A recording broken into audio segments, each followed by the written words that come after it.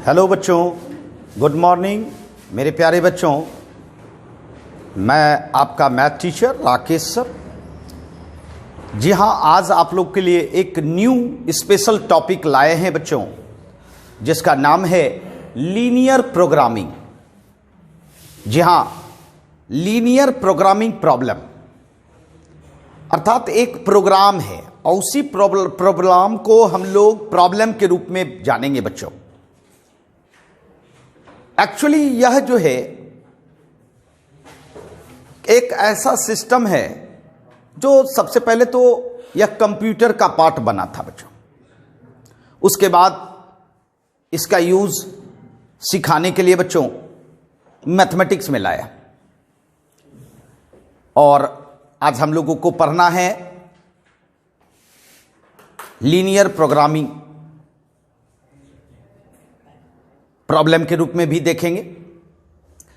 Actually यह programme जो है यह सेकेंड वार, जहां द्वितीय विश्व युद्ध का नाम सुने होंगे, द्वितीय विश्व युद्ध सेकेंड वार से स्टार्ट हुआ है बच्चों। इसी प्रोग्राम के तहत लड़ा गया था सेकेंड वार और जीता भी गया था। जीतने के बाद इस प्रोग्राम को हर क्षेत्रों में इस्तेमाल किया गया बच्चों। हर क्षेत्रों में मतलब कहने का सेंस है वहां तो युद्ध में इस्तेमाल किया ही, बिजनेस में भी इस्तेमाल करने लगा, कंपनी वगैरह सामान बनाने में भी इस्तेमाल करने लगा। जहां हर क्षेत्रों में इसका इस्तेमाल करने लगा बच्चों। तो निश्चित इस्तेमाल करने का मतलब है सीखना पड़ेगा, सीखने के बाद ही इस्तेमाल कर सकते हैं बच्चों। तो जी हां, ये आपको जानना है। सबसे पहले तो मैं बता दूं, इसमें जो है बच्चों लीनियर वर्ड है। लीनियर वर्ड इसलिए बना है बच्चों इसमें क्योंकि जो भी एक्सप्रेशन इसमें डिराइव होगा या रहेगा वह लीनियर का रहेगा। क्या रहेगा? लीनियर। या अर्थात यह भी कह सकते हैं लीनियर इक्वेशन। लीनियर इक्वेशन जिसका डिग्री क्या होता था बच्चों? डिग्री 1, डिग्री आपका 1, समझ रहे? और इस लीनियर इक्वेशन से लीनियर इनइक्वेशन भी बनाया जाएगा बच्चों। इनइक्वेशन,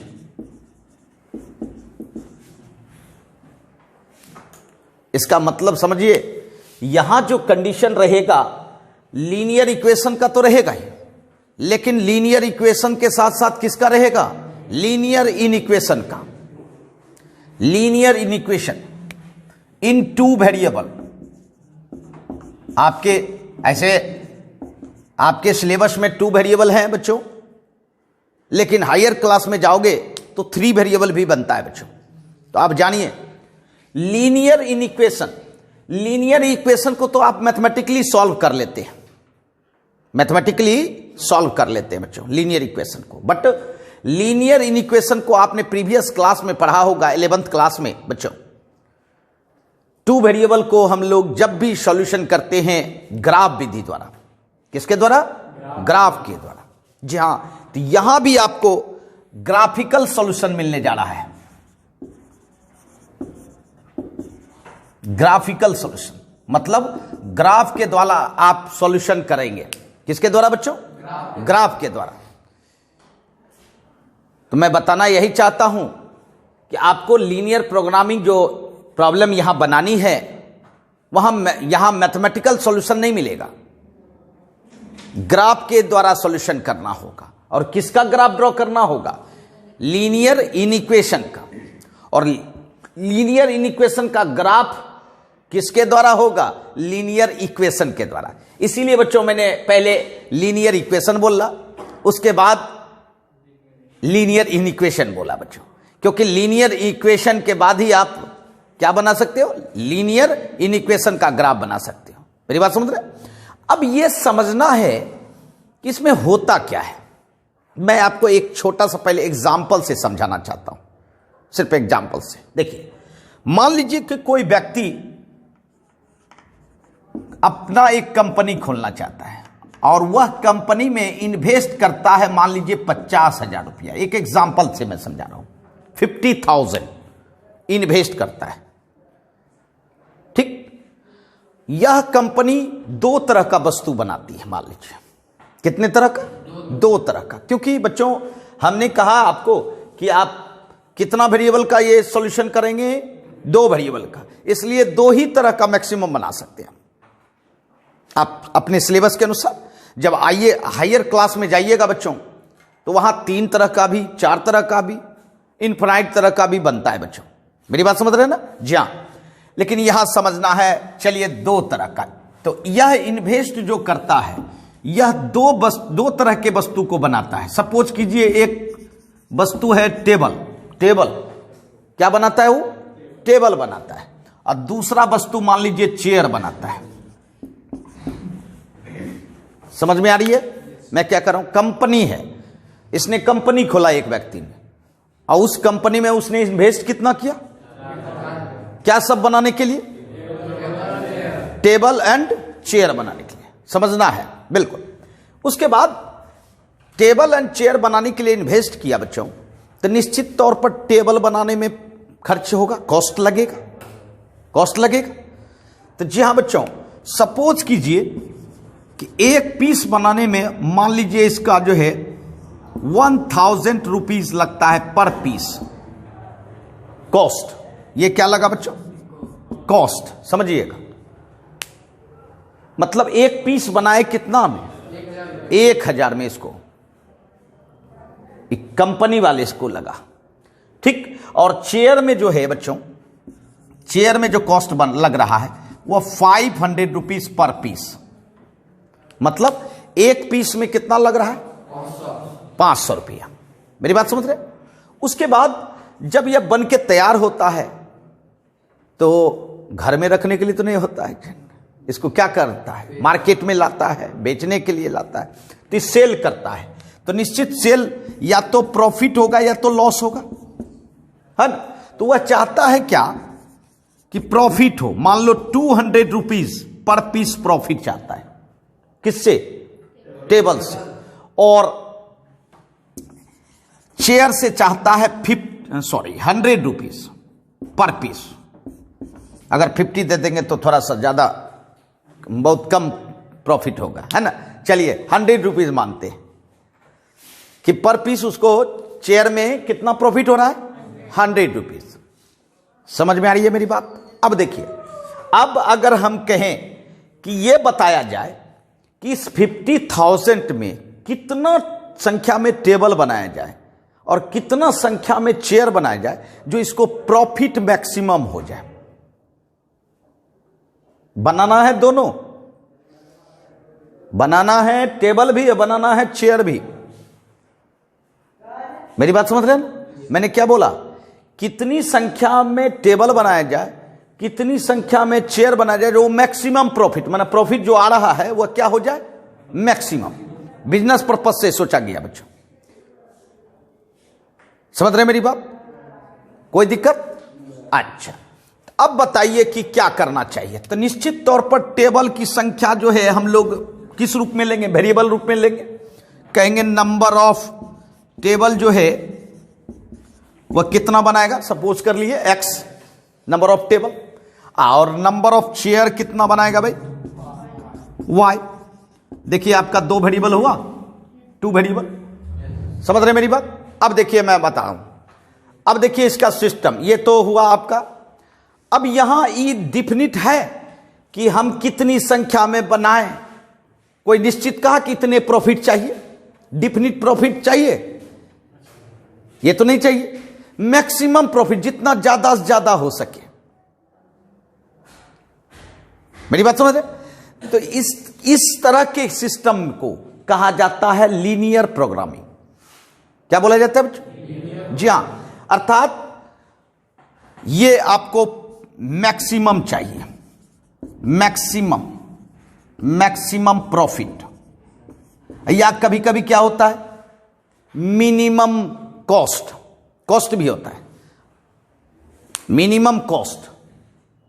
ये भी देखोगे कि कितनी संख्या, ज्यादा से ज्यादा संख्या दोनों की होनी चाहिए जिससे कि कॉस्ट क्या हो जाए, मिनिमम पड़े।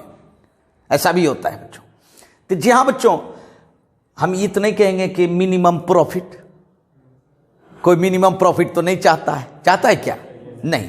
तो जी हां बच्चों, यह दो ही केस में होता है, या तो मैक्सिमम या तो मिनिमम। तो जी हां, इसको कहा जाता है ऑप्टिमाइज प्रॉब्लम। क्या बोला जाता है बच्चों? जी हां,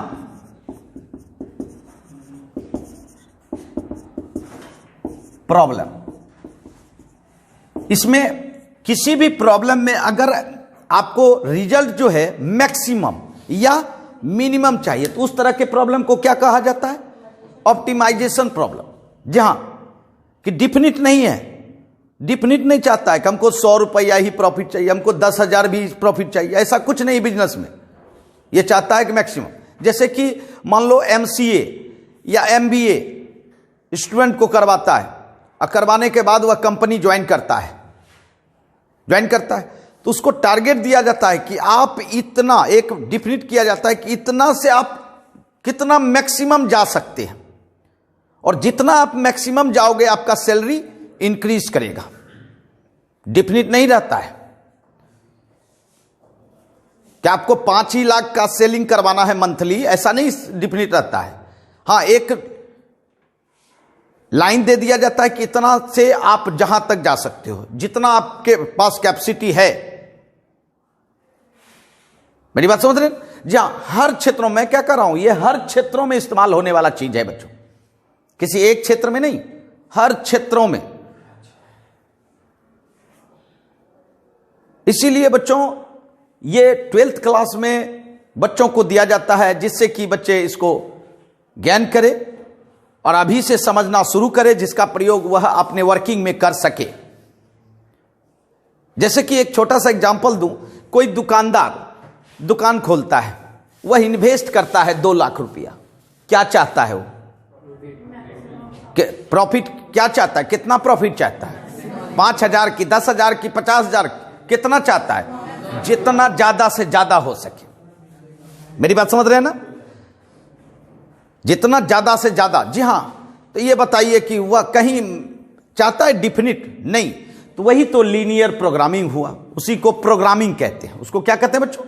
एक सिस्टम के तहत अगर किया जाए तो वह कहलाता है बच्चों, समझ रहे हैं मेरी बात, प्रोग्रामिंग। तो यह चीज ही हम लोगों को जाननी है और इसी चीज का सॉल्यूशन करनी है। अर्थात मुझे यह जाननी होगी कि कितनी संख्या में टेबल बनाया जाए, कितनी संख्या में चेयर बनाया जाए, जिससे कि मेरा प्रॉफिट क्या हो जाए, मैक्सिमम हो जाए। प्रॉफिट क्या हो जाए? मैक्सिमम हो जाए।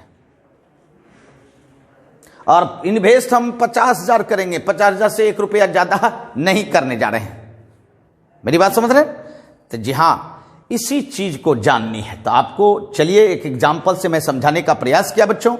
अब इसका सिस्टम बताऊंगा कैसे क्या होता है ना। उसके बाद हम लोग आगे बढ़ेंगे बच्चों। चलिए इसको नोट कर लें। हां, तो बच्चों अभी तक हम लोग इस प्रोग्रामिंग को समझ रहे थे कि क्या कहना चाहता है बच्चों। अब चलिए हम लोग प्रोग्रामिंग को तैयार करें, है ना। तो इसका नाम कहा जाता है बच्चों लीनियर प्रोग्रामिंग प्रॉब्लम के रूप में तैयार करेंगे बच्चों, जिसको शॉर्ट में क्या नाम कहेंगे? LPP। क्या नाम बोलेंगे बच्चों? LPP। अब देखिए, क्या मैंने समझाया कि कोई इन्वेस्टर इन्वेस्ट कर रहा है अपने कंपनी में, कितना रुपया इन्वेस्ट कर रहा है? अब C लेते हैं, कितना इन्वेस्ट कर रहा है? C। और यह 2 तरह का कोई भी वस्तु बना सकता है बच्चों। वहां तो मैंने लिया टेबल और चेयर, कोई जरूरी है टेबल और चेयर ही बनाए? कुछ भी बना सकता है। चलिए हम मान लेते हैं कि A प्रकार की वस्तु बनाता है, कुछ भी बन सकता है बच्चों। फिर दूसरे कैटेगरी में आते हैं, B टाइप का ऑब्जेक्ट बना रहा है, कोई दिक्कत? अब चलिए, अगर ये ऑब्जेक्ट बना रहा है तो निश्चित इसको बनाने में कॉस्ट लगता होगा बच्चों, तो चलिए ये कॉस्ट लग रहा है, सपोज कीजिए A1 पर पीस,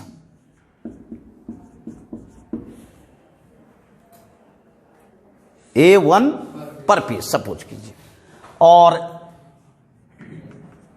इसमें लग रहा है B1 रुपीस पर पीस। ठीक है, कोई दिक्कत? अच्छा, अब चलिए प्रॉफिट देखते हैं। प्रॉफिट कितना प्रॉफिट हो रहा है इसको सेल करने के बाद। सपोज कीजिए सेल करने के बाद प्रॉफिट हो रहा है A पर पीस। ठीक है, अच्छा, इसमें प्रॉफिट हो रहा है बच्चों B पर पीस। क्या कोई दिक्कत? अब देखिए होता क्या है बच्चों, बहुत सारा प्रक्रिया है, जब प्रॉब्लम में जाएंगे तो बहुत सारी चीज मिलेंगे। अब देखिए कॉस्ट लग रहा है, बनाने में कॉस्ट लगा, हो सकता है मार्केट में ले जाने में कॉस्ट लगता है, नहीं? तो बच्चों अलग अलग प्रक्रिया से बनता है बच्चों, हम आपको एक रफ आइडिया दे रहे हैं बच्चों, मेरी बात समझ रहे हैं? अब चलिए, अब क्या चाहता है कि A object and B object, इस इन्वेस्ट जो हमने C रुपया किया, इतना में ही A एंड B कितना कितना बनाया जाए कि मेरा ये जो प्रॉफिट हो, यह क्या हो प्रॉफिट बच्चों? मैक्सिमम। क्या प्रॉफिट हो बच्चों? मैक्सिमम। समझ में आ रही है?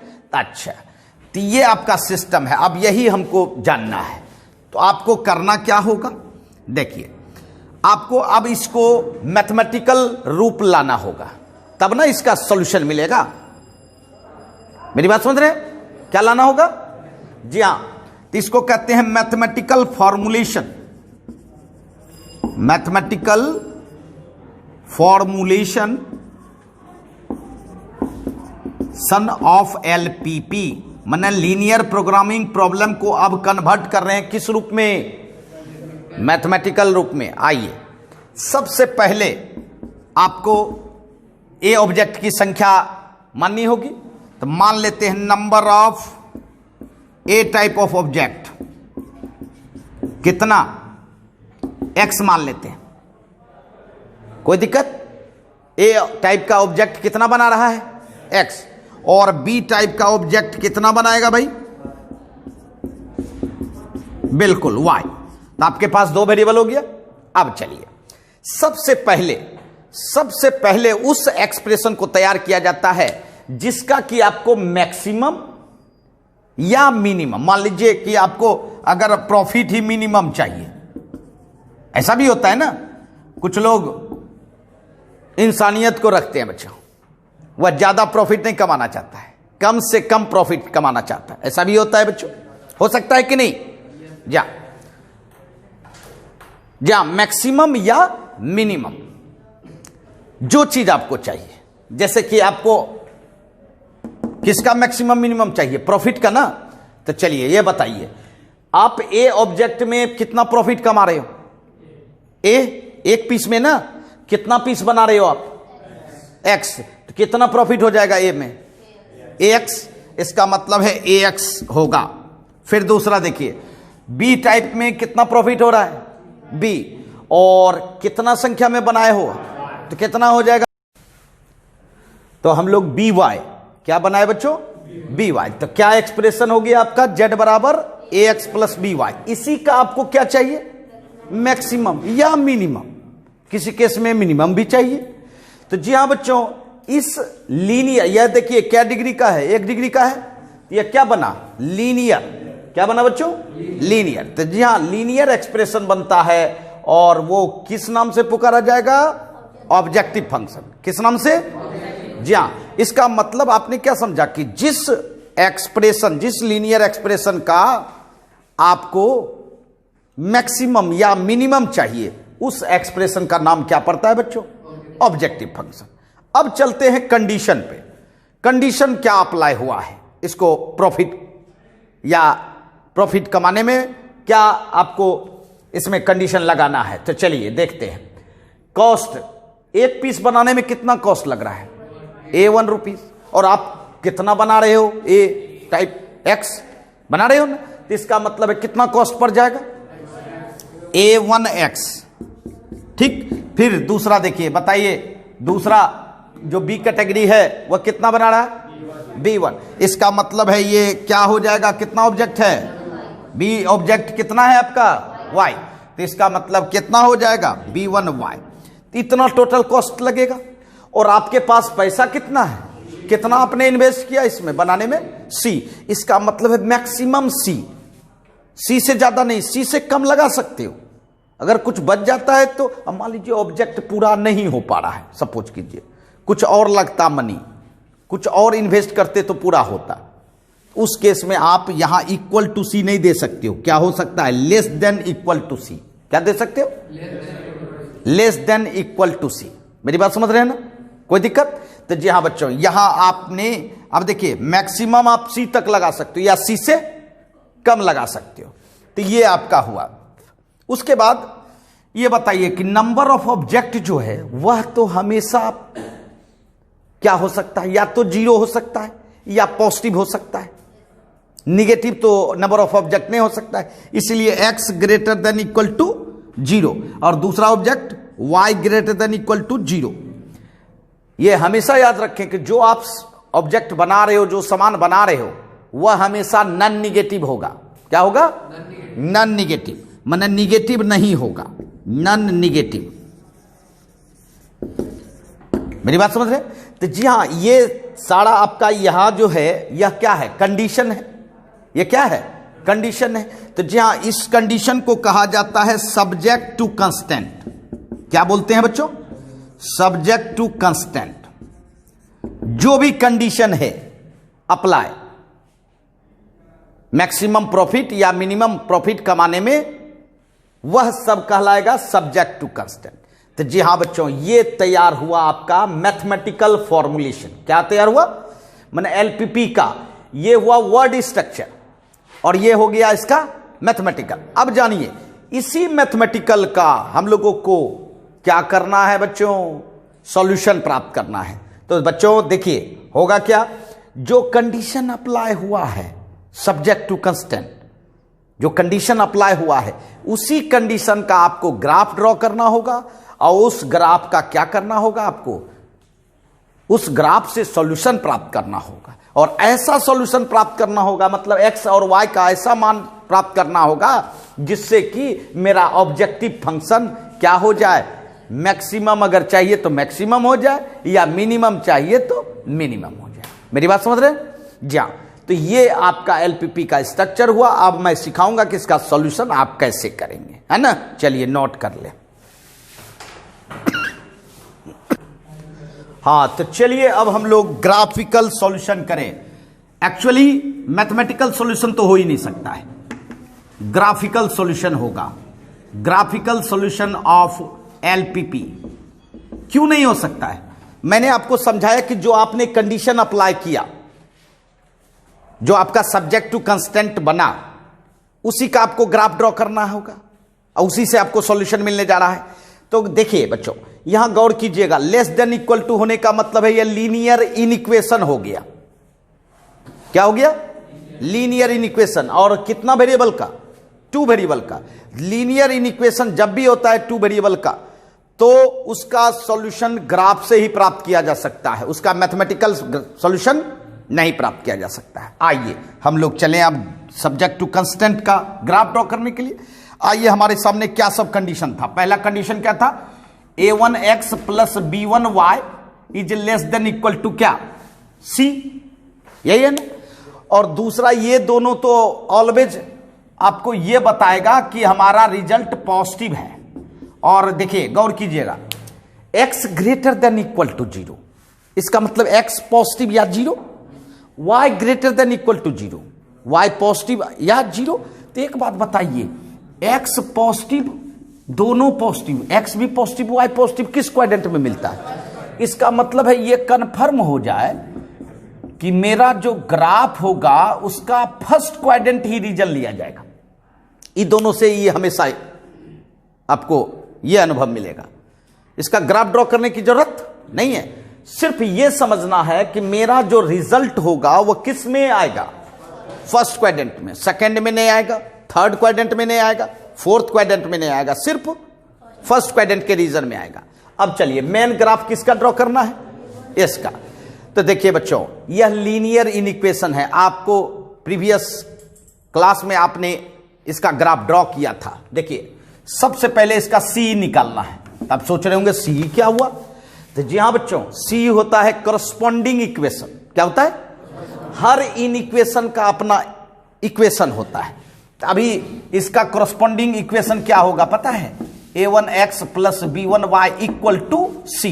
भूल जाएंगे, लेस देन भूल जाएंगे, ग्रेटर देन भूल जाएंगे। क्या करना है, इक्वल टू करना है। अब ये बताइए, ये तो आपका लीनियर इनइक्वेशन था li, लेकिन ये क्या बन गया आपका le। देखिए गौर कीजिएगा, लीनियर इक्वेशन बन गया, लीनियर इक्वेशन बन गया ना। और लीनियर इक्वेशन का ग्राफ आपने ड्रॉ किया है। लीनियर इक्वेशन का ग्राफ कैसा होता है, स्ट्रेट लाइन। कैसा होता है बच्चों, जी हाँ, हमको पता है कि इसका ग्राफ क्या होता है, स्ट्रेट लाइन। तो जी हाँ बच्चों, स्ट्रेट लाइन का आपको ग्राफ ड्रॉ करना होगा, और उसके बाद ही आप ग्राफ किसका ड्रॉ कर पाएंगे, लीनियर इनइक्वेशन का। किसका, हाँ ये देखिए कैसे लीनियर इक्वेशन का ग्राफ आप ड्रॉ करने के लिए आपको तीन बातें ध्यान रखनी होगी। स्ट्रेट लाइन का ग्राफ ड्रॉ करने के लिए आपको कितनी बातें ध्यान रखनी होगी, तीन। किस तरह का यह इक्वेशन है यह पहचानना होगा। समझ लीजिए, अगर आपका ये दोनों वेरिएबल में से एक वेरिएबल हो, सिर्फ only one variable, only one variable, एक वेरिएबल हो। एक वेरिएबल का मतलब है एक्स हो या वाई हो, दोनों में से कोई एक, ठीक। और साथ साथ क्या हो, कांस्टेंट हो। क्या हो, कांस्टेंट, सी। मेरी बात समझ रहे, तो जी हां बच्चों, अगर एक वेरिएबल है और कांस्टेंट है, तो जान लीजिए उसका ग्राफ अगर खींचिएगा स्ट्रेट लाइन, तो वह कोऑर्डिनेट एक्सिस होगा। कैसा ग्राफ होगा बच्चों, कोऑर्डिनेट एक्सिस। जानते हैं coordinate axis, x axis and y axis coordinate axis है। क्या एक्स एक्सिस स्ट्रेट लाइन नहीं है, है ना। तो जी हाँ बच्चों, एक्स एक्सिस स्ट्रेट लाइन है। तो सबसे पहले तो मैं बताना चाहता हूं कि अगर एक्स है वाई नहीं, तो बताइए एक्स बराबर क्या होगा, एक्स बराबर सी, या एक्स बराबर जीरो। सी के जगह पे जीरो भी हो सकता है। अच्छा, मान लीजिए एक्स नहीं है, सिर्फ क्या है, वाई है, तो वाई इक्वल टू क्या होगा, सी, या वाई इक्वल टू क्या होगा, जीरो। मेरी बात समझ रहे, बस फट से आप ग्राफ ड्रॉ कर सकते हैं। ये देखिए एक्स एक्सिस यही कोऑर्डिनेट एक्सिस है। क्या यह स्ट्रेट लाइन है कि नहीं, क्या यह स्ट्रेट लाइन है कि नहीं। जहां एक्स एक्सिस का इक्वेशन होता है वाई बराबर जीरो। देखिए वाई बराबर जीरो है ना, ये एक्स एक्सिस। जैसे ही हमको वाई बराबर जीरो मिल जाए कहीं, डायरेक्ट खींच लेंगे क्या, एक्स एक्सिस लाइन। समझ रहे हैं मेरी बात। अच्छा, अगर वाई बराबर सी मिले तो इसका मतलब जान लीजिए इसके पैरेलल, किसके पैरेलल, बिल्कुल सी दूरी शिफ्ट करेगा और इसका इक्वेशन हो जाएगा y बराबर सी, y बराबर सी। अच्छा, दूसरा y एक्सिस भी एक कोऑर्डिनेट एक्सिस है, वह भी एक स्ट्रेट लाइन है बच्चों। अब देखिए y एक्सिस पर क्या जीरो होता है, x जीरो होता है, इसीलिए y एक्सिस का इक्वेशन होता है बच्चों x बराबर जीरो। y एक्सिस का इक्वेशन क्या होता है, जीरो। अगर इससे c दूरी शिफ्ट करे, सी दूरी शिफ्ट करे और पैरेलल हो, तो x बराबर क्या हो जाएगा, c। कुछ समझे बात मैं क्या कर रहा हूं। तो आपका चार तरह का लाइन बन गया। एक x एक्सिस स्ट्रेट लाइन जिसका y बराबर जीरो, एक पैरेलल टू x एक्सिस जिसका y बराबर c, एक y एक्सिस जिसका x बराबर जीरो, और parallel to y axis x बराबर c। मेरी बात समझ रहे हैं ना। इसका मतलब है कि उल्टा हो जाता है, x एक्सिस का y बराबर जीरो और y एक्सिस का x बराबर जीरो। समझ में आ रही है। तो जी हाँ बच्चों, इस तरह से आप ग्राफ खींच सकते हैं इक्वेशन को देखकर, है ना। आइए अब देखें दूसरा नंबर इस कैटेगरी का इक्वेशन मिल सकता है। समझिएगा, इसमें दोनों वेरिएबल होगा, दोनों वेरिएबल, बट कांस्टेंट क्या होगा पता है, कांस्टेंट जीरो होगा। कांस्टेंट क्या होगा बच्चों, जीरो। सिर्फ वेरिएबल होगा, कांस्टेंट नहीं होगा। कांस्टेंट मतलब जीरो। जीरो भी एक कांस्टेंट ही है, बट ये कांस्टेंट फिक्स है ना, कि जीरो छोड़ के कोई दूसरा कांस्टेंट नहीं होगा। इसका मतलब है कि ये ऐसा होगा, a1x प्लस b1y बराबर क्या हो सकता है, जीरो। एक बात जान लीजिए, जब भी किसी इक्वेशन में कांस्टेंट टर्म जीरो हो तो वह लाइन ओरिजिन से पास करता है। किससे पास करता है? देखिए यहां भी गौर कीजिए, मैं आपको यहां दिखाता हूं।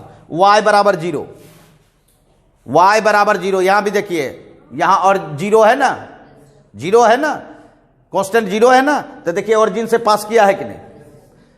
y एक्सिस देखिए, इसमें भी कांस्टेंट जीरो है ना, इसका मतलब है ओरिजिन से पास किया है कि नहीं। जी हाँ बच्चों, यहां तो आपका x एंड y दोनों है और ओरिजिन से पास करेगा। किससे पास करेगा? ओरिजिन से। इसका मतलब है ये पासिंग कहां से? ओरिजिन से। अब देखिए प्रश्न उठता है ओरिजिन, ध्यान दीजिएगा, ये लीजिए, ये आपका x एक्सिस, ये आपका y एक्सिस। बताइए तो कि ओरिजिन से पास कैसे करवा सकते हैं? इधर से करवा सकते हैं, इधर से करवा सकते हैं, इधर से करवा सकते हैं, मतलब फर्स्ट टू थर्ड, या ऐसा भी हो सकता है सेकेंड टू फोर्थ। ये नहीं समझना है बच्चों सेकेंड टू फोर्थ की फोर्थ टू सेकेंड, एक ही बात होता है, मेरी बात समझिएगा, क्योंकि स्ट्रेट लाइन का दोनों तरफ डायरेक्शन होता है। अब प्रश्न उठता है, आपके पास दो ऑप्शन हो गया ना, एक लाइन जा सकता है किससे? First to third, first quadrant से थर्ड क्वाड्रेंट, और दूसरा क्या जा सकता है? दूसरा कैटेगरी का सेकेंड टू फोर्थ। लेकिन कैसे पता चलेगा? कैसे पता चलेगा? बिल्कुल आसान है पता लगाना, बिल्कुल छोटा सा टेक्निक जान लीजिए। यहां से y का मान निकाल लीजिएगा। किसका मान? अगर y पॉजिटिव वैल्यू देता हो, y क्या देता हो, तो समझ जाइए वो फर्स्ट टू थर्ड जा रहा है, कंफर्म। y अगर पॉजिटिव वैल्यू देता हो तो कहां जा रहा है? First to third. और अगर y निगेटिव वैल्यू देता है तो वह किधर से जाएगा? Second to fourth. मेरी बात समझे मैं क्या बोल रहा हूं? जैसे एक छोटा सा एग्जांपल लूं, देखिए, जैसे यहां टू, मान लीजिए एक छोटा सा x माइनस वाई बराबर जीरो। पहले इस इक्वेशन को देखिए, क्या ओरिजिन से पास करने वाला स्ट्रेट लाइन है? x है, y है, कांस्टेंट जीरो है, निश्चित ओरिजिन से पास करेगा। अब किधर से पास करेगा ये मैंने कहा, लेकिन अभी ये कंफर्म हूं कि पासिंग ओरिजिन।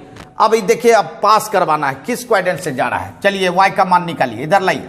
y बराबर कितना आया? ये प्लस आया कि माइनस आया? इसका मतलब कंफर्म हो जाइए कि फर्स्ट टू थर्ड पास कर रहा है। मेरी बात समझ रहे हैं ना? और यही इक्वेशन ऐसा होता है, x प्लस वाई बराबर जीरो, x प्लस वाई बराबर जीरो। पहले ये जानिए कि ओरिजिन से पास कर रहा है कि नहीं? ओरिजिन से पास कर रहा है बच्चों, मगर किस क्वाड्रेंट से पास करेगा वो भी आप बता सकते हो। y बराबर कितना? देखिए निगेटिव आ रहा है, निगेटिव क्या बताएगा? कि वह सेकेंड टू फोर्थ जा रहा है। मेरी बात समझ रहे हैं? कहीं कोई दिक्कत है क्या? एकदम आसान तरीका, जी हां, आसान तरीका ग्राफ ड्रॉ करने का, सिर्फ मेमोरी पावर अपना रहना चाहिए। मेरी बात समझ रहे हैं? चलिए, तो ये हम लोगों ने कर लिया बच्चों। अब तीसरा कैटेगरी किस तरह का मिल सकता है? आइए, जी हां, तीसरा कैटेगरी किस तरह का मिल सकता है ये देखिए। दोनों वेरिएबल हो, दोनों वेरिएबल मतलब x भी हो और y भी हो, x एंड y दोनों हो, साथ साथ क्या हो बच्चों? बिल्कुल कांस्टेंट हो। इसका मतलब है पूरा पूरी जो आप देख रहे हो, x भी है, y भी है एंड कांस्टेंट भी है, ये तीनों है ना? जी हां बच्चों, जब ऐसा हो a1x प्लस b1y बराबर c, जी हां पूरा पूरी हो, तो जान लीजिए यह इंटरसेक्ट करेगी दोनों एक्सिस को। क्या करेगी बच्चों? बिल्कुल, यह इंटरसेक्ट करेगी दोनों एक्सिस को, x को भी करेगी और y को भी करेगी। लेकिन ये बताइए कि x और y कहां करेगी, ये भी कंफर्म करना होगा। समझिए, यह क्या होगा? दोनों एक्सिस को इंटरसेक्ट करेगी, इंटरसेक्ट बोथ एक्सिस। बिल्कुल कंफर्म हो जाइए, दोनों एक्सिस को करेगी। अब ये बताइए, दोनों एक्सिस तो ऐसे भी कर सकती है, ध्यान दीजिएगा, x को काटी पॉजिटिव x को एंड पॉजिटिव y को, एक लाइन बन सकता है। ऐसे भी लाइन बन सकता है, x निगेटिव y पॉजिटिव, ऐसे भी लाइन बन सकता है, x निगेटिव y निगेटिव, ऐसे भी बन सकता है, x पॉजिटिव y निगेटिव। मतलब कितना ऑप्शन हो गया? 4। क्या 4 तरह का लाइन खींचेंगे? जी नहीं, इसके लिए एक ही नियम है, सुन लीजिए। अगर एक्स एक्सिस को कहीं भी काटे, पॉजिटिव के तरफ काटे कि निगेटिव के तरफ, हर जगह वाई क्या होगा, उसका जीरो होगा। तो आप झट से क्या कीजिए, एक्स एक्सिस पर पॉइंट प्राप्त कर लीजिए और उसमें वाई बराबर क्या रखे, जीरो रखे। क्या रखे, जीरो। किसी भी पॉइंट के लिए एक्स एक्सिस पर वाई क्या होता है, जीरो। तो वाई जीरो रख दीजिए और एक्स का मान प्राप्त कर लीजिए। बोलिए क्या होगा, a1 x बराबर c, तो x बराबर कितना निकला, c by a1, c bye a1। इसका मतलब है आपको पता चल गया कि c बाई a1 और जीरो पर कट कर रहा है। कहां कट कर रहा है, बिल्कुल। तो खोज लीजिए, ओरिजिन पर खोजिए, ओरिजिन एक्स एक्सिस पर खोजिए कि c bye a1 comma zero कहां है। खोज सकते हैं कि नहीं। पॉजिटिव रहेगा ये x तो पॉजिटिव के तरफ, निगेटिव रहेगा तो निगेटिव के तरफ, जहां इच्छा है, जहां साइन रहेगा उसके साथ खोज देंगे, कोई दिक्कत। अच्छा चलिए, अब फिर y एक्सिस पर पॉइंट पता लगाइए। बताइए y एक्सिस पर क्या जीरो होता है, x। इसका मतलब है x जीरो कर दीजिए, x जीरो रखिए तो y का मान निकलेगा आपका b1y बराबर c। इसका मतलब y बराबर क्या हो गया, c बाई b1। इसका मतलब पॉइंट क्या पता चला, जीरो c बाई b1। क्या जीरो तो y एक्सिस पर होवे करेगा, और ये y पॉजिटिव है कि निगेटिव, पॉजिटिव है तो ऊपर होगा, अगर निगेटिव रहता तो नीचे। तो ये देखिए दूसरा पॉइंट खोज लिए, जीरो c बाई b1, और दोनों पॉइंट को मिला दिए तो ये क्या बन गया आपका, स्ट्रेट लाइन। मेरी बात समझे। तो जी हाँ बच्चों, अगर स्ट्रेट लाइन का ग्राफ ड्रॉ करना है तो आपको तीन कैटेगरी में आ सकता है आपका स्ट्रेट लाइन। पहला कोऑर्डिनेट एक्सिस ग्राफ हो सकता है, दूसरा ऑरिजिन से पास कर सकता है, और तीसरा इंटरसेक्ट कर सकता है बोथ एक्सिस। मेरी बात समझ रहे हैं। और जब स्ट्रेट लाइन का आप ग्राफ ड्रॉ कर लीजिएगा, तभी आप किसका ग्राफ ड्रॉ कीजिएगा, लीनियर इनइक्वेशन का, क्योंकि स्ट्रेट लाइन से ही मिलता है किसका ग्राफ, लीनियर इनइक्वेशन का। मेरी बात समझ रहे हैं ना। तो जी हां, पहले इसको नोट करें और तब आपको लीनियर इनइक्वेशन का ग्राफ दिखाएंगे। हां तो बच्चों, अब हम लोग सीख गए कि स्ट्रेट लाइन का ग्राफ कैसे ड्रॉ करना चाहिए। पहला तो काम है स्ट्रेट लाइन का ग्राफ ड्रॉ करना, दूसरा काम है आपको ग्राफ ड्रॉ करना लीनियर इनइक्वेशन का। तो चलिए, a1x प्लस b1y बराबर c, इसका आपने सीखा कि एक्स एक्सिस पर आपका पॉइंट होगा c by a1 comma zero, था ना। और दूसरा पॉइंट क्या था, zero c by b1 y axis पर, दोनों पॉइंट को मिलाए और ये हो गया आपका स्ट्रेट लाइन। अब जानिए, हमने स्ट्रेट लाइन का ग्राफ ड्रॉ कर लिया, मतलब इक्वेशन का ग्राफ ड्रॉ कर लिया। हमको ड्रॉ किसका करना है, इन इक्वेशन का। तो सुन लीजिए, स्ट्रेट लाइन जो है प्लेन को दो पार्ट में बांटती है, ध्यान दीजिएगा। एक इस साइड देखिए जो ओरिजिन साइड है, और एक ओरिजिन के अपोजिट, मतलब स्ट्रेट लाइन के अपोजिट। जरा गौर कीजिएगा, दो साइड है। अब यह पता लगाना है कि आपका जो लीनियर इनइक्वेशन है वह किस साइड है, क्योंकि बच्चों ध्यान दीजिएगा, लेस देन इक्वल टू भी रहेगा तो इक्वल टू सी लिखा जाता है इसका इक्वेशन, और अगर ग्रेटर देन इक्वल टू सी रहता तो भी इक्वल टू सी रहता। इसका मतलब है इक्वेशन एक ही होता है, इन इक्वेशन उसका क्या होता है, दो होता है। किसी भी इन इक्वेशन का इक्वेशन एक ही होता है।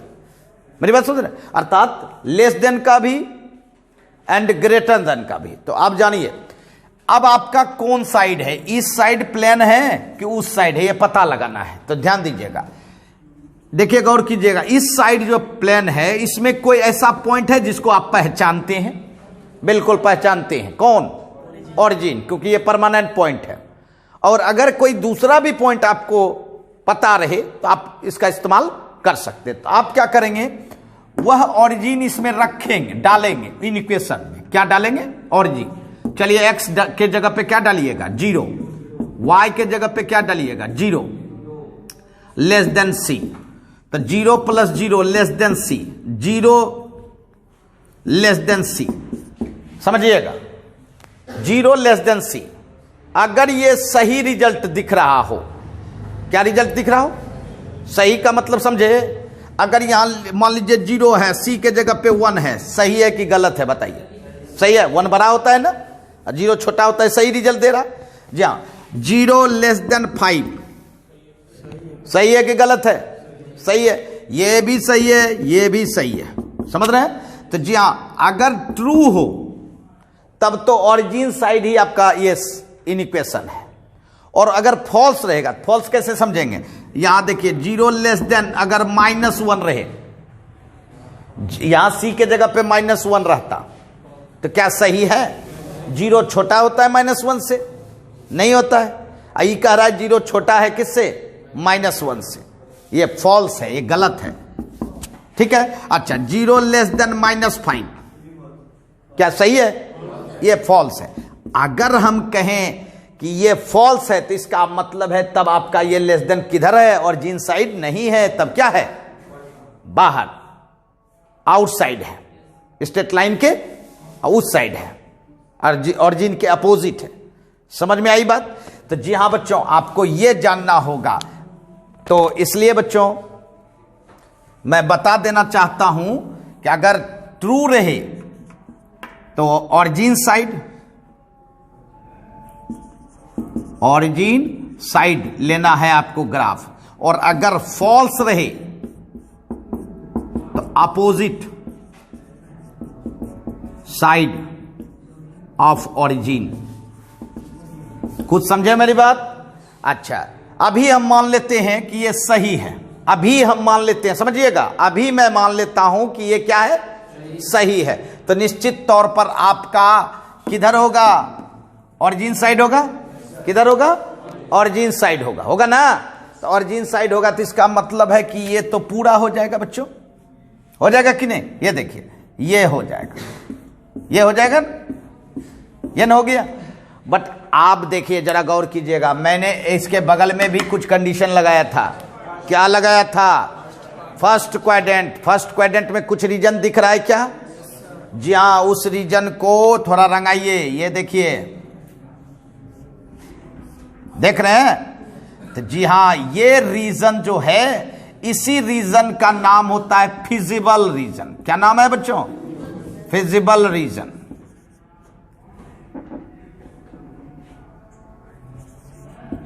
इसी रीजन में आपको सॉल्यूशन मिलने जा रहा है, और आपको सॉल्यूशन क्या चाहिए? Optimize solution. क्या चाहिए? ऑप्टिमाइज मतलब मैक्सिमम या मिनिमम, यही चाहिए। तो जी हाँ, मैक्सिमम और मिनिमम मिलता है बाउंड्री पॉइंट पर। क्या होगा इसका बाउंड्री पॉइंट? दे बताइए तो क्या है? एक है 0 0, दूसरा पॉइंट क्या है? C/A1, एक ठो 0, एक ठो यहां, समझ रहे हैं? 0 C/B1, ठीक है। तो अब पता लगाना होगा ना कि 3 पॉइंट में से कौन सा होगा। मेरी बात समझ रहे हैं? इसके लिए आपको फिर एक छोटा सा टेबल बनाना होगा, ध्यान दीजिएगा, और टेबल बनाना होगा, उसी टेबल से पता चलेगा। बताइए x y किसका मैक्सिमम मिनिमम चाहिए? बताइए। z बराबर क्या था? ऑब्जेक्टिव फंक्शन क्या था? ax प्लस by, यही था ना? इसी का ना मैक्सिमम मिनिमम चाहिए। तो इसी का ना पता लगाएंगे कि कहां मिल रहा है। 0 0 बाउंड्री पॉइंट, 0 + 0 क्या हो जाएगा? 0। फिर दूसरा पॉइंट लीजिए, C/A1, 0, यहां रखिए C/A1, C/A1। अब बोलिए 0 C/B1, तो z बराबर B C/B1। मेरी बात समझ रहे हैं? अर्थात कितना वैल्यू आया z का? 3 वैल्यू। इसमें देखना है कि सबसे कम वैल्यू किसका है।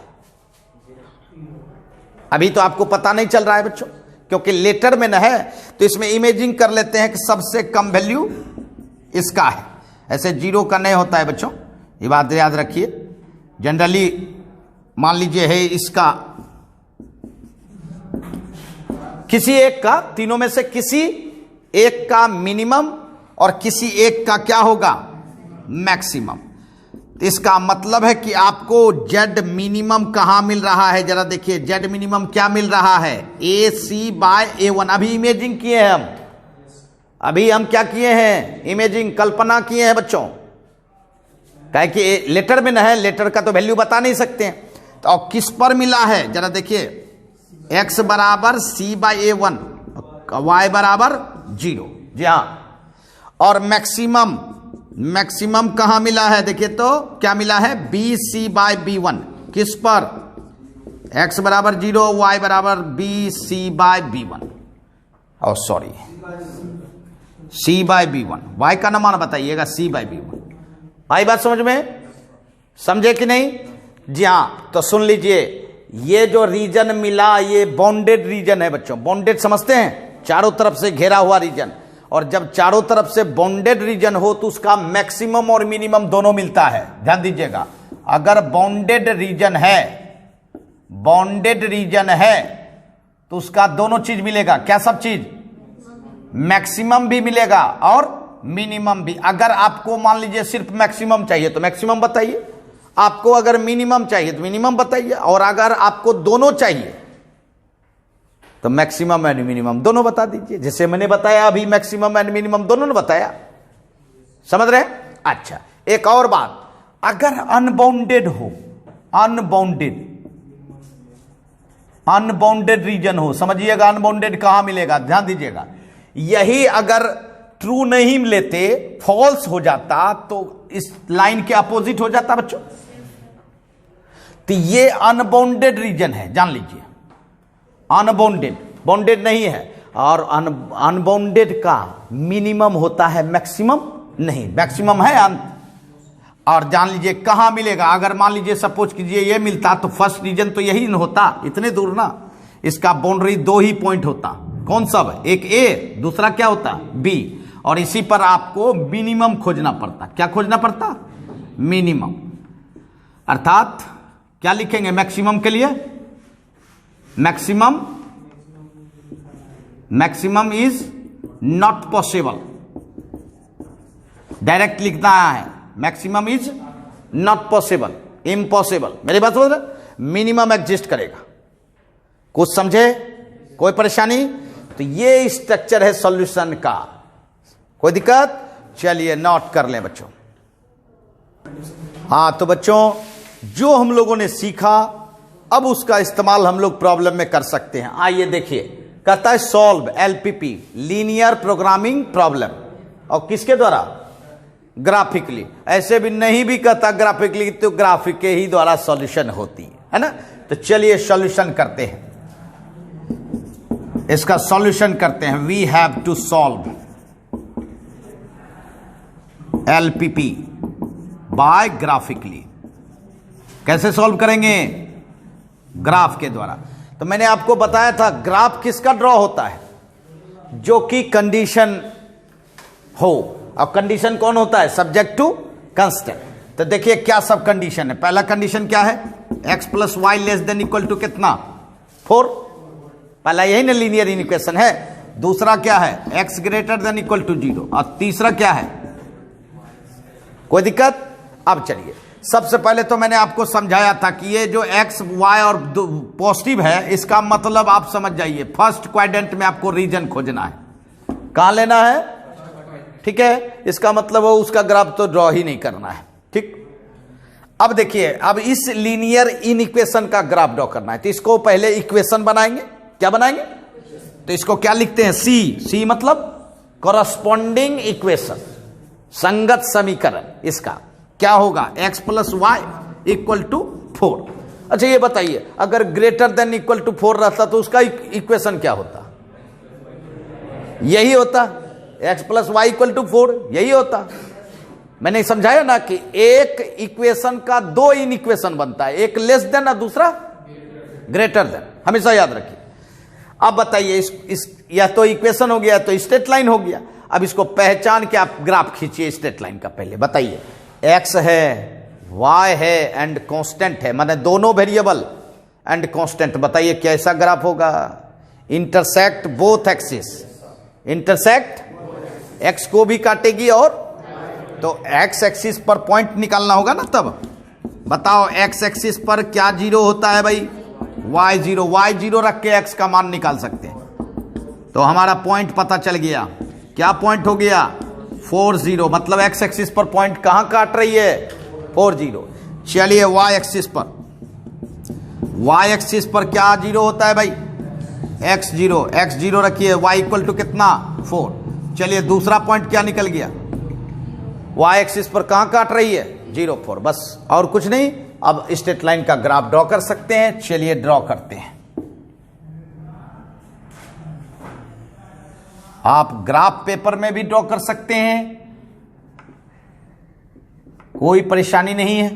X dash origin y dash, ठीक है। आइए ध्यान दीजिएगा, पहला पॉइंट क्या खोजना है, 40 कहां खोजना है, एक्स एक्सिस पर। चलिए एक्स एक्सिस पर 40 खोजिए। 40 का मतलब है यहां से 4 डिस्टेंस,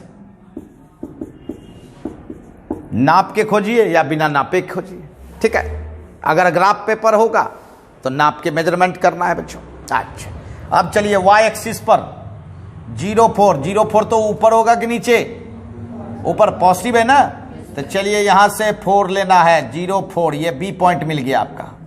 अब ये दोनों पॉइंट मिलाइए और मिलाने के बाद ये आपका स्ट्रेट लाइन का ग्राफ हो गया। ये स्ट्रेट लाइन का ग्राफ हो गया, किसका ग्राफ हो गया, स्ट्रेट लाइन। स्ट्रेट लाइन किसका ग्राफ होता है, इक्वेशन का ना, इक्वेशन का आपने ग्राफ ड्रॉ कर लिया, बट आपको किसका ग्राफ ड्रॉ करना है, इन इक्वेशन का।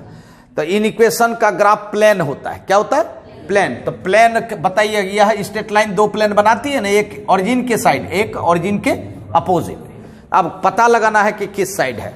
तो क्या मैंने बोला था, ओरिजिन साइड, एक ओरिजिन जाना पहचाना लोग है, इसको किस में डालना होगा, इन इक्वेशन में। चलिए डालिए एक्स के जगह पे, 0 + 0 <4, 0 <4। क्या लगता है, सही है कि गलत है, 0 छोटा होता है 4 से, 0 छोटा होता है 4 से, बिल्कुल 0 छोटा होता है 4 से, इसका मतलब ट्रू है। और मैंने कहा था जब ट्रू हो तो ओरिजिन साइड, जिस साइड ओरिजिन है उसी साइड आपका, तो ये इधर होगा, होगा ना।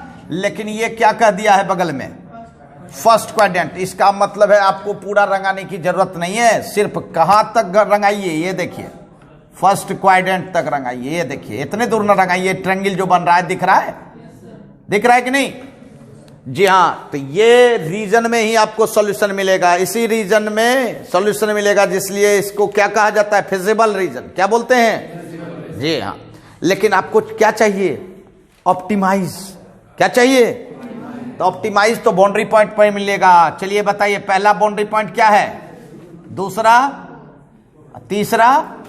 अच्छा ये बताइए बाउंडेड है कि अनबाउंडेड है, इसका मतलब है मैक्सिमम खोजना चाहे मैक्सिमम मिलेगा, मिनिमम खोजना चाहे, बट हमको खोजना क्या है, मैक्सिमाइज। तो आप टेबल बनाएं, टेबल बनाएं, ये देखिए आपके सामने टेबल बना लिए, एक्स और वाई और जेड, ऑब्जेक्टिव फंक्शन का ना मैक्सिमम चाहिए, क्या है, वेरी गुड।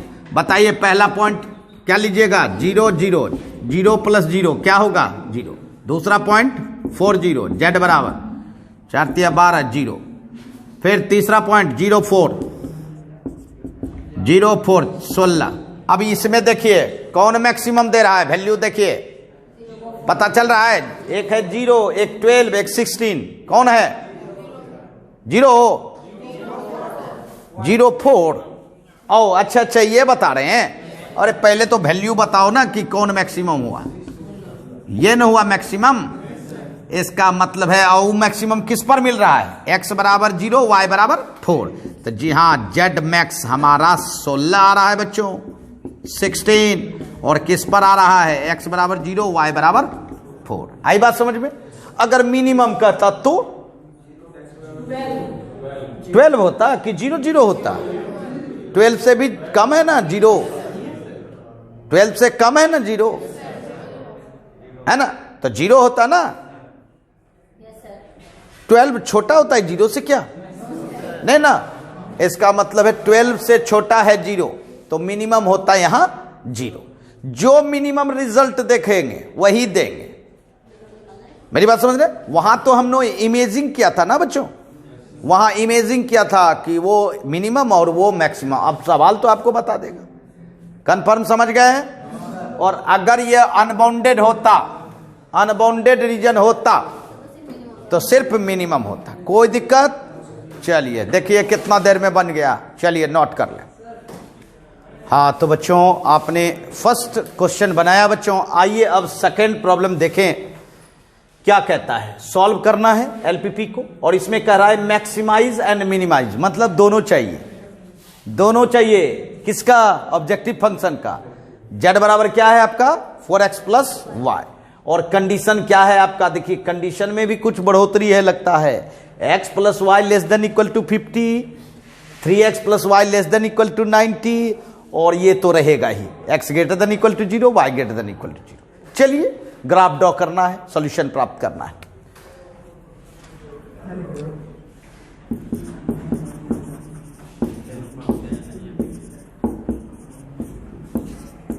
ग्राफिकली, चलिए ग्राफिकली ड्रॉ करते हैं।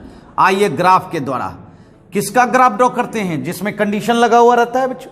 कंडीशन यही है, सब्जेक्ट टू कंस्टेंट। बताइए क्या सब है, x plus y less than equal to 50, दूसरा क्या है आपका 3x plus y less than equal to 90, और तीसरा एंड चौथा तो जान ही रहे हैं, x पॉजिटिव y पॉजिटिव, मतलब ये क्या कह रहा है, फर्स्ट क्वाड्रेंट, फर्स्ट क्वाड्रेंट। कोई दिक्कत, अब आसानी से चलिए, ये इन इक्वेशन है, इसको किस में बदलेंगे, इक्वेशन में। इक्वेशन में बदलने का मतलब C, मतलब करस्पॉन्डिंग इक्वेशन क्या हो जाएगा, x plus y equal to 50, और दूसरा 3x plus y equal to 90। कोई दिक्कत। अब चलिए पहचानिए, पहले x है, y है, कांस्टेंट है, माने दोनों एक्सिस को काटेगी ना, सब कुछ है इसके पास, तो x एक्सिस पर पॉइंट खोजना होगा एंड y एक्सिस पर। चलिए x एक्सिस पर पॉइंट कैसे खोजते हैं, y बराबर क्या रखते हैं 0, चलिए y 0 रखेंगे तो x 50 हो जाएगा, तो पॉइंट क्या मिल गया आपको 50 0, बिल्कुल इजी टेक्निक। फिर y एक्सिस पर पॉइंट खोजना है आपको, y एक्सिस पर क्या 0 रखते हो, x 0, हमेशा उल्टा, या x 0 रखो, y बराबर 50, बताओ 0 एंड 50 क्या होगा कि नहीं, दोनों पॉइंट मिल गया, जिस पॉइंट पर वह काटेगी लाइन, ठीक है। अच्छा ये इसका भी पता लगाओ, बताओ इस पहले पहचानो, ये x है, y है, कांस्टेंट है, दोनों वेरिएबल है कांस्टेंट, यह भी दोनों एक्सिस को काटेगी क्या, तो चलिए इसका मतलब है x एक्सिस पर भी पॉइंट खोजना होगा एंड x एक्सिस पर, चलिए x एक्सिस पर इसमें क्या पुट करेंगे, y इक्वल टू 0, y 0 रखेंगे, 3x बराबर 90, तो x बराबर कितना आया 30, तो C पॉइंट का A एंड B दे दिए नाम, C पॉइंट क्या हो गया 30 0। फिर चलिए y एक्सिस पर, y एक्सिस पर खोजिए, y एक्सिस पर क्या 0 रखेंगे, x 0, तो y बराबर कितना 90, ये पॉइंट क्या हो जाएगा 0 90। बोलिए कहीं कोई परेशानी क्या, तो x एक्सिस पर दोनों पॉइंट खोजे, y एक्सिस पर दोनों पॉइंट खोजे। चलिए अब ग्राफ ड्रॉ करते हैं।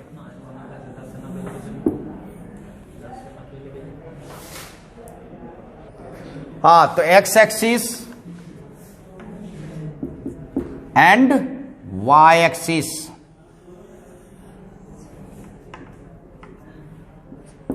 और ऑरिजिन। चलिए पहला पॉइंट, पहला लाइन का खोजिए, तो ए क्या है आपका 50 0, चलिए 50 मेजरमेंट करते हुए ले लें, ये देखिए 50 0, और दूसरा पॉइंट क्या लेना होगा इसका 0 50, क्या लेना होगा बच्चों 0 50, ये लिया 0 50, और दोनों पॉइंट को मिलाते हुए स्ट्रेट लाइन ड्रॉ करना है, कर दिया।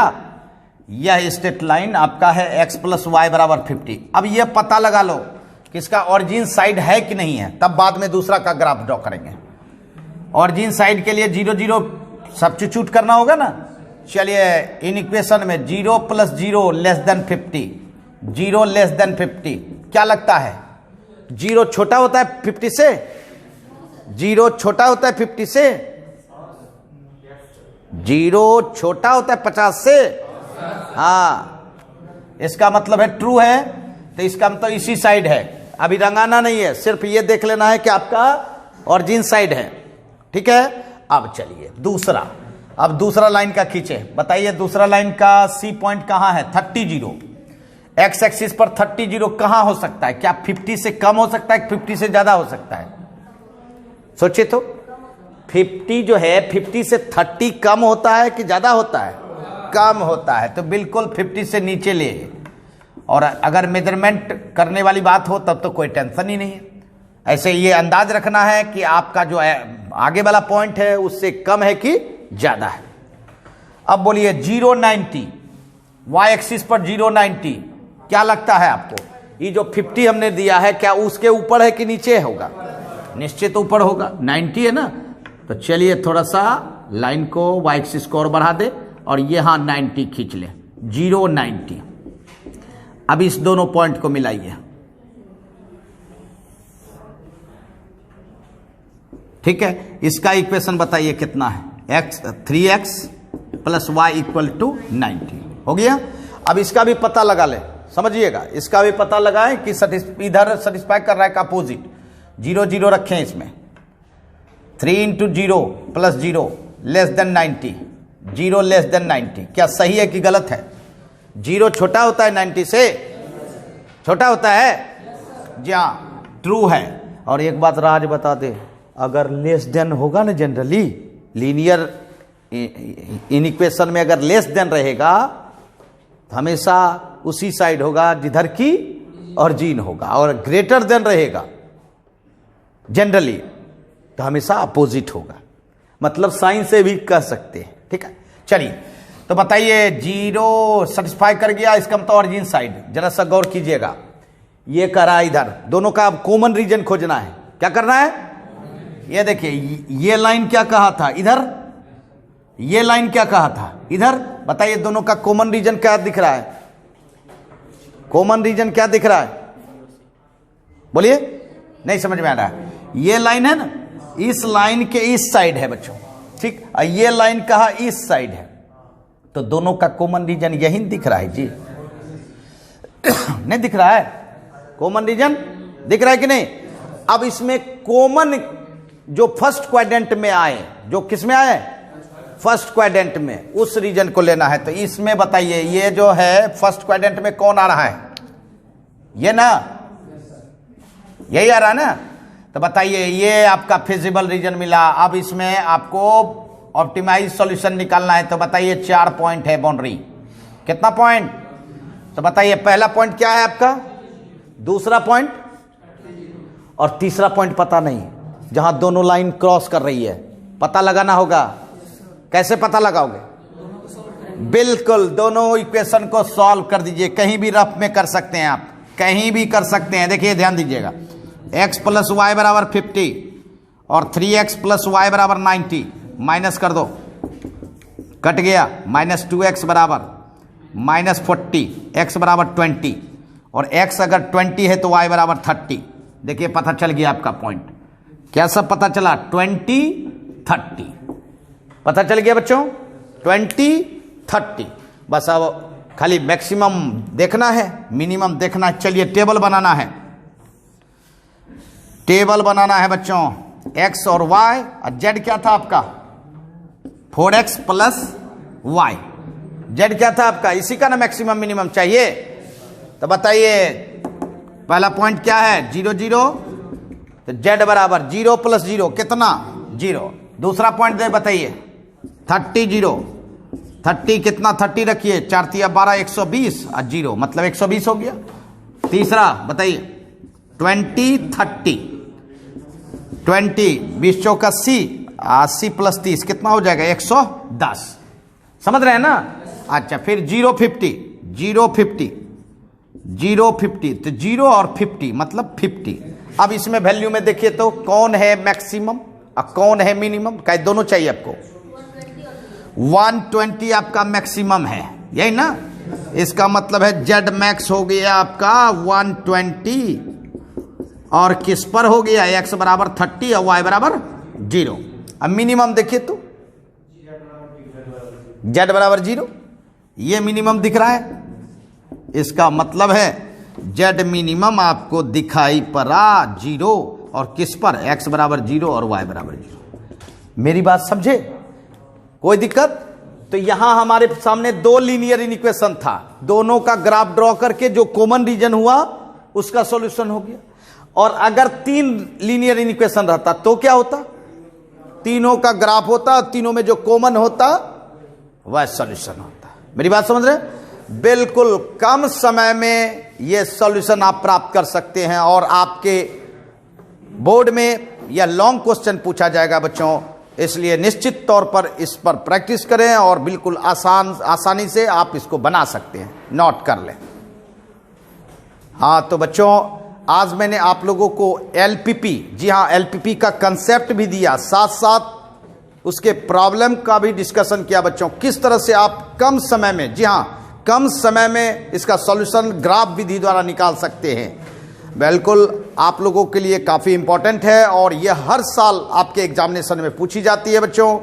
तो इस पर और प्रैक्टिस करें बच्चों, आपसे बनेगा, है ना। आज के लिए इतना ही, फिर मिलेंगे नेक्स्ट क्लास में। धन्यवाद।